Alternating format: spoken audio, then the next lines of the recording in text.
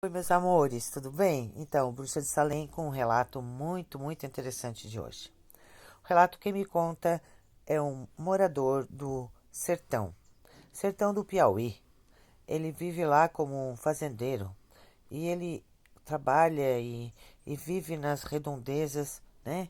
Cuidando como capataz e cuida muito da fazenda que é dele mesmo. Durante muito tempo ele trabalhou uma fazenda de gado no Piauí. Era a pessoa responsável, né? Pelos animais, responsável pelos bichos, né? De tratar, de cuidar, de fazer tudo o que precisava fazer para todos os animais da fazenda. Então ele sempre viveu dessa forma. Durante muito tempo, muitos bichos andavam sumindo daquele lugar. Muitos boi, vaca haviam evaporado do nada e todos ficavam se perguntando o que estava acontecendo. E ninguém sabia o que estava ocorrendo. Simplesmente, depois de alguns dias, encontravam os restos dos bichos jogados dilacerado num canto, bem perto de um lago.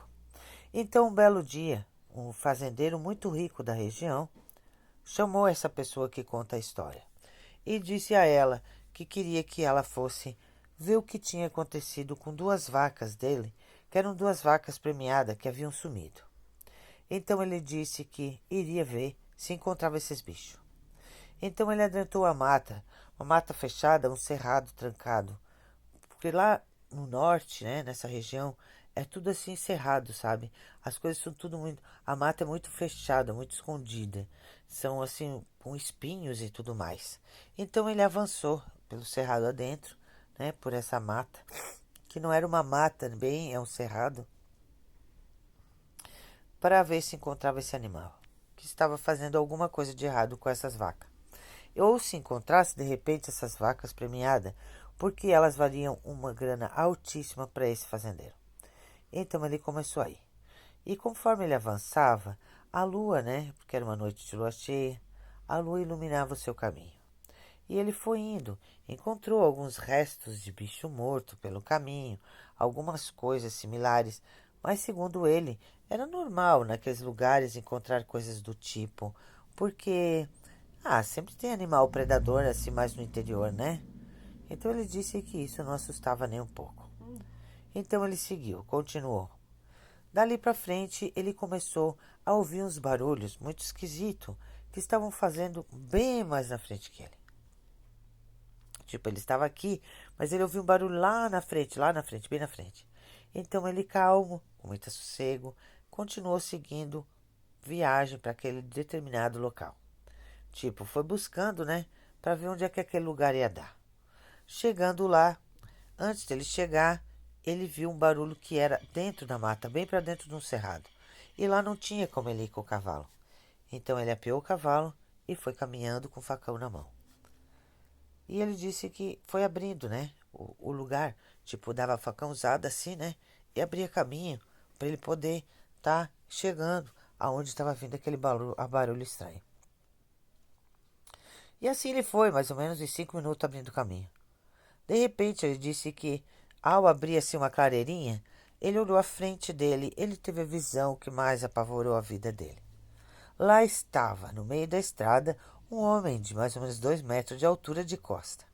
Ele disse que viu aquele homem, mas ele achou um homem muito estranho, um homem muito esquisito. Era uma criatura que parecia homem, mas que não era homem, sabe? Então ele fez o quê? Ele disse que deu um grito chamando pela pessoa. Quando ele gritou, aquela coisa virou de frente para ele. Estava mais ou menos a uns 50 metros dele.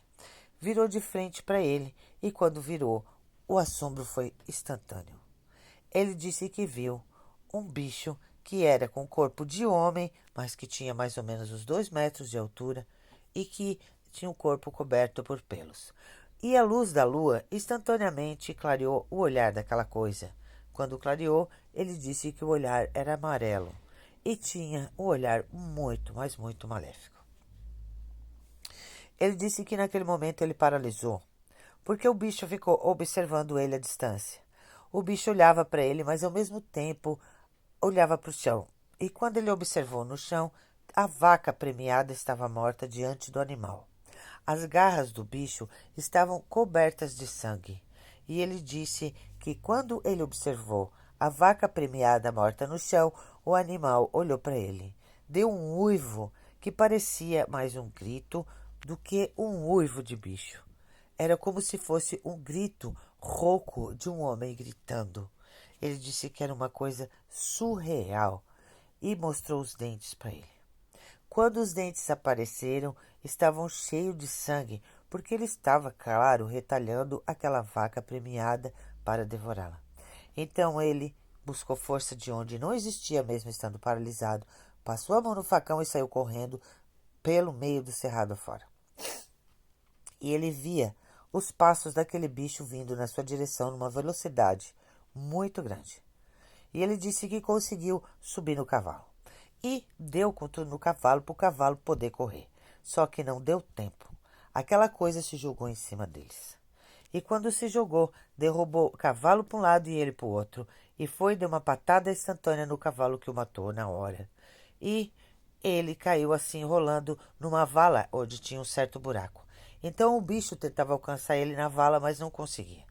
Então ele continuou a correr por dentro da vala, de cócoras, arrastando pelo chão, porque na vala o bicho não conseguia alcançar.